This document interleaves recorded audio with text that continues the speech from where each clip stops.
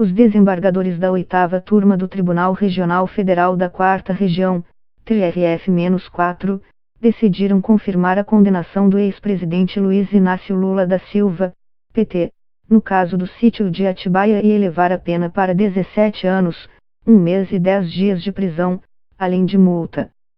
Em fevereiro deste ano, Lula havia sido condenado a 12 anos e 11 meses de prisão neste caso pela juíza Gabriela Ard, da 13ª Vara Federal em Curitiba. Lula alega inocência e pede que o processo seja completamente anulado, por causa de supostas irregularidades. O representante do Ministério Público Federal, MPF, também pediu a anulação da sentença de fevereiro. Nesse caso, o processo voltaria para a fase das chamadas alegações finais em primeira instância. A preocupação do MPF se refere à decisão do Supremo Tribunal Federal, STF, proferida no começo de outubro deste ano, segundo a qual os réus que não são delatores têm o direito de se manifestar por último no processo. Isto não era exigido à época e não foi observado no caso do sítio, o que poderia resultar na anulação do caso em instâncias superiores. No entanto, o julgamento do STF ainda não está concluído.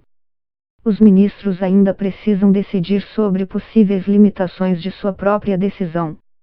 O relator do caso do sítio de Atibaia, o desembargador João Pedro Gebra Neto, se manifestou contra os pedidos da defesa de Lula e do Ministério Público. Foi dele a proposta de aumentar a pena de Lula e o voto acabou seguido pelos outros dois desembargadores da turma, Leandro Paulsin e Thompson Flores. Em seu voto, Paulsin resgatou decisões anteriores dos ministros do STF, nas quais estes teriam afirmado que a ordem da fala dos réus só resultaria em nulidade caso a defesa tenha sido prejudicada. E isso não teria acontecido no processo do sítio, segundo Paulsin. O desembargador afirmou ainda que as provas existentes neste processo são suficientes para afirmar a existência de um esquema de corrupção que se montou a partir da presidência da República, com o aval e sob os cuidados do então mandatário máximo da nação.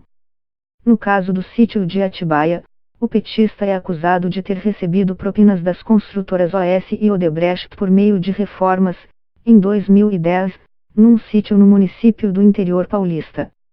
O imóvel pertence formalmente ao empresário Fernando Bittar, mas o MPF alega que Lula é o verdadeiro dono do sítio e o principal usuário do local. Registros de viagens do ex-presidente mostram que ele chegou a viajar para o sítio uma vez a cada 4 dias. Além de Lula, outras 10 pessoas foram condenadas em primeira instância, entre elas os ex-presidentes da OS, Léo Pinheiro, e da Odebrecht, Marcelo Odebrecht. O ex-presidente nega irregularidades, enquanto os dois empresários são hoje colaboradores da Lava Jato, e confessaram os crimes. A juíza Gabriela Ard determinou o confisco do sítio, para ser levado a leilão, o que não aconteceu até agora. Além disso, Lula foi condenado a pagar multa de R$423 mil e proibido de exercer cargos públicos por 24 anos e 2 meses. Em nota à época da primeira condenação, a defesa de Lula acusou a Justiça Federal de Curitiba de fazer uso perverso das leis e dos procedimentos jurídicos para fins de perseguição política. A defesa destacou que o ex-presidente nunca foi o dono do sítio e que a decisão se baseia num suposto caixa geral de propinas das empreiteiras.